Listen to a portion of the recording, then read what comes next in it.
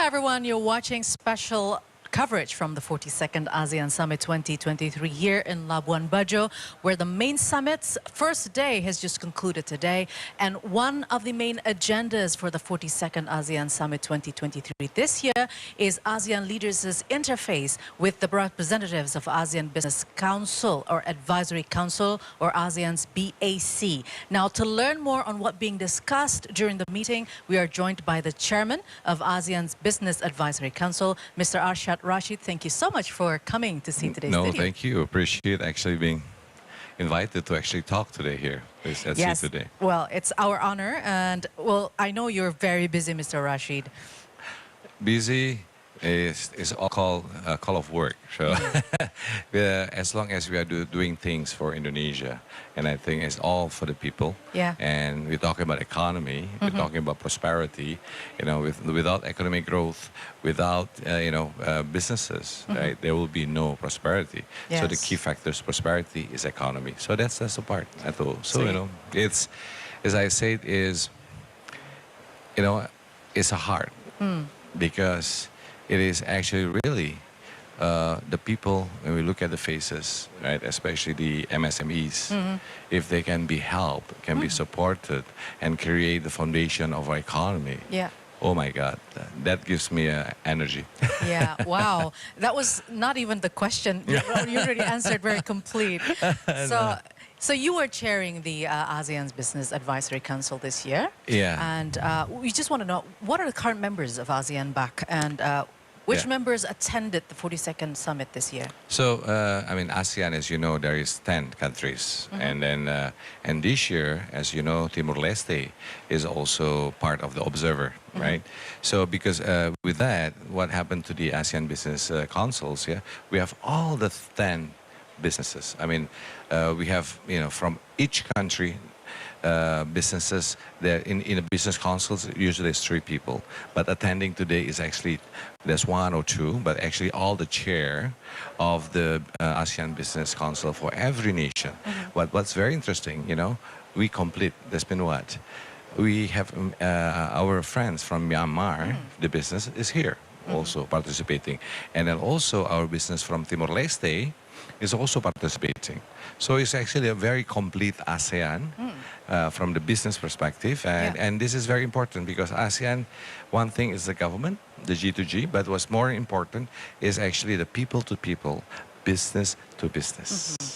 All right. So apart from the spirit of centrality, you mentioned that it is inclusive and leaving no one behind. Yes. So what are the agendas that are being discussed in the meetings with the 10 members, including even Timor-Leste? Yes. Now, we spoke about a lot of things, but what is very important that we actually discuss in this situation is that we have 5 priorities, and so these 5 priorities is something that we always bring to the conversation. Is actually the sustainable development. We are talking about food security. We're talking about digital transformation. We are talking about health resilience, and of course trade and investment facilitation. But all of this, right, encompasses towards what the theme of ASEAN. ASEAN matters, the epicenter of growth. And when at the business we say, okay, epicenter of growth, and this is what we brought in, is that we say, yes, the business must create a centrality. That's why we say ASEAN centrality.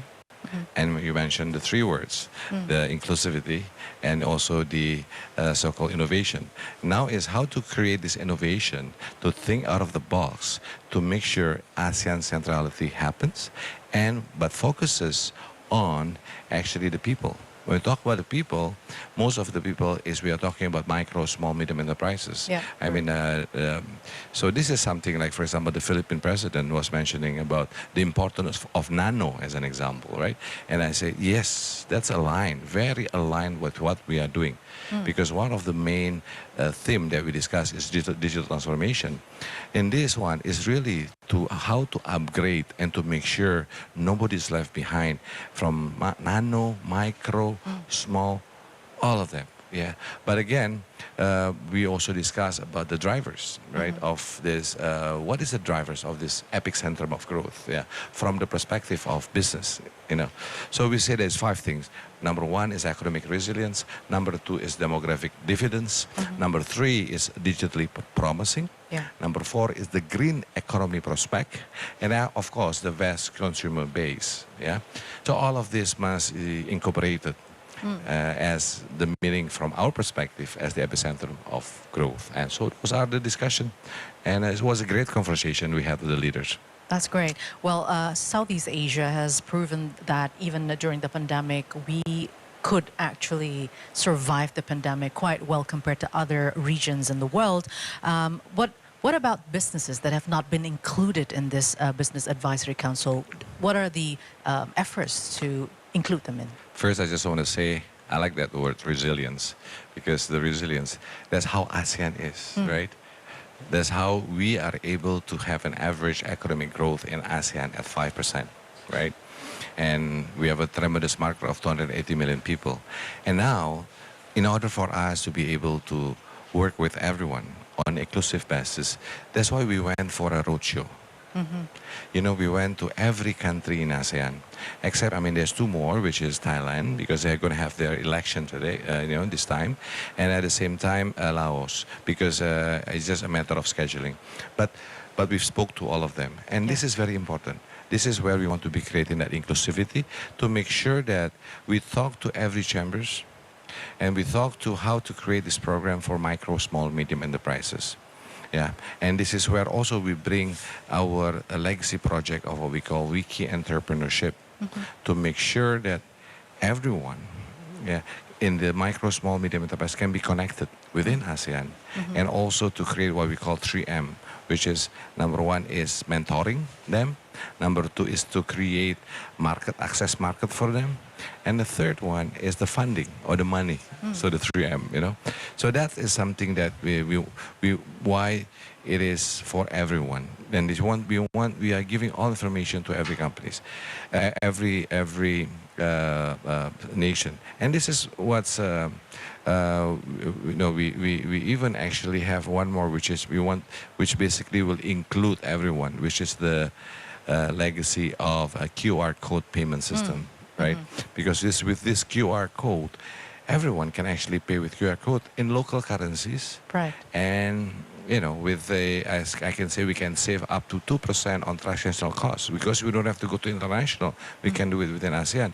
So all of this are to capture all the inclusiveness. Right. And that's why the key of inclusiveness, not leaving behind, is not just words or motto. Yeah. But it is the project, it is what we are doing, and this is what we want to push. And you know what's happened? It's very aligned with the government. You know, the central bank, finance ministers, and all the ministers. And with this is great, you know. So, you know, we have the same voice. The government is pushing for that. We are pushing for that. It should work. What about the traits from Indonesia, you think, if you were talking regionally, not only that would represent our country, but what are the traits of Indonesia to make all these things happen? This is a very good question. What we have to see is, let's not talk about the traditional commodities or traditional sectors, right? Let's talk about digitalization, but more than that, we discuss also or push for what we call the EV strategy of ASEAN, which is very aligned, you know, with the government. Yeah, they're pushing for the EV. Yeah. When we went to the Philippines, as an example, right? We talked with the Filipinos businesses. We talked with the Philippines government, right? And we went there and we want to share with them what we have done, right? In our so-called value added or what we call the hilirisasi or downstreaming. And we say, you know, we've created so much value because of this. This is where we are pushing for that intra-ASEAN investment to increase intra-ASEAN trades. Right. And this is where we want to strengthen ASEAN as a regional supply chains, because we know from the pandemic, it actually was a breakdown of the global supply chains. So we want to strengthen this what I call the regional supply chains in order to be part of the global supply chains. Right. So what you will see is that Straits of Indonesia, as an example, we have all the minerals for electric vehicles, right? Besides, what we have is nickels. Yes, one thing that we can collaborate and do complementary values. We can create complementary values in our bauxite, as an example, right? But once we can also create value added there. So all of these are, the creations of new things. That is what the future is. Yeah. And we are participating in that. And Indonesia, for sure, in our opinion, can be creating more competitive value by these trades, but not only the ASEAN trade, but being the global supply chain. Right. Now let's talk about the digital technologies. We know that Southeast Asia has been the continent that has rapidly Yes. growing and very much Oh, developed yes. in it. So what opportunities and challenges you think in digital technologies and e-commerce are present for ASEAN businesses? First, let me talk about the challenge before actually the benefit, right? Because for the benefit, I think is clear, right? This digital transformation for ASEAN, where the foundation of our economy is the micro, small, medium enterprises. Yeah. With this digitalization, we'll create a leapfrog for all of them and create a better foundation. And this will actually increase the prosperity of the people. That's where important is, right? But the challenge, this is the biggest challenge for all of us, including Indonesia. Maybe I exclude Singapore in a way because they are more, more advanced than other ASEAN countries, is the human capital, right?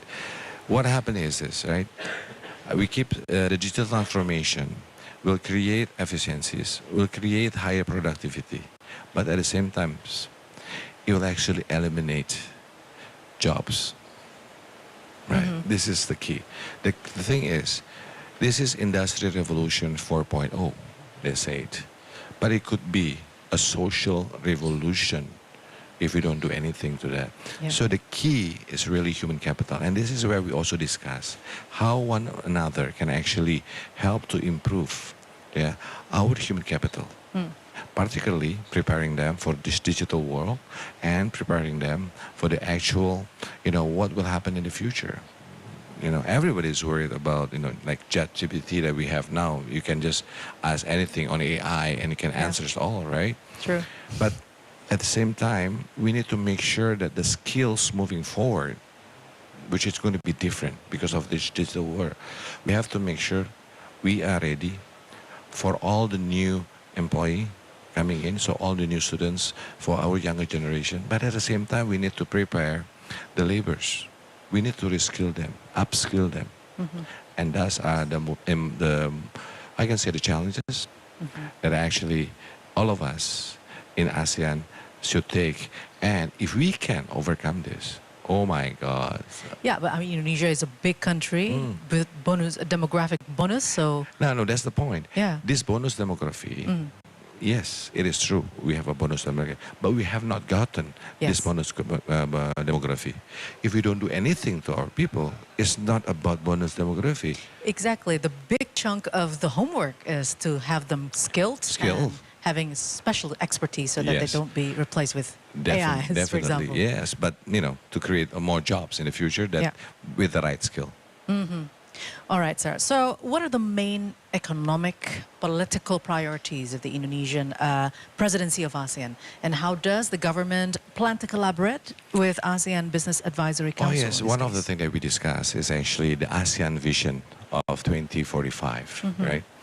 And this is aligned actually with what we are, two things we are doing. In Indonesia itself, Kadin as Indonesian Chamber of Commerce and Industry, we are preparing what we call the roadmap toward Indonesia 2045, right?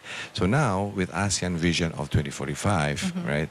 We are very supportive of this. We were having that conversation during these dialogues, right?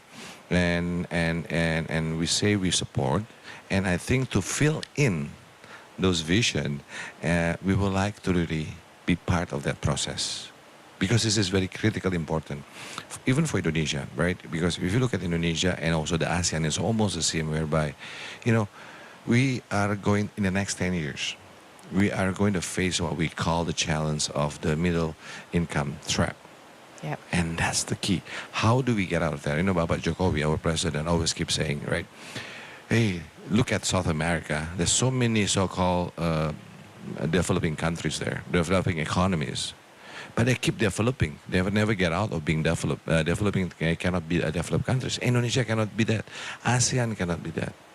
So this is the part that we need to really important to create that roadmap for ASEAN. Of course, we have to also, we are doing for Indonesia, and something what we should do for ASEAN too. That's great. Mr. Rasjid, thank you so much for No, coming to appreciate see today and speaking with us about the Business Advisory Council of ASEAN. And Yes. hopefully all the agendas and Yes. plans Yes. will go accordingly. No, thank you very much and appreciate being here. And I do believe this is success for Indonesia and this chairmanship of Indonesia. And we are inviting everyone, please come for September 3, 4, 5 In in Jakarta. Jakarta, where we have the ASEAN Business Investment Summit and also the ASEAN Indo-Pacific Forum. There you go. The invitation is already out from Mr. Arsjad Rasjid himself. And that's the special coverage from the 42nd ASEAN Summit 2023. Live from Labuan Bajo. My name is Rahma Alia, and bye-bye for now.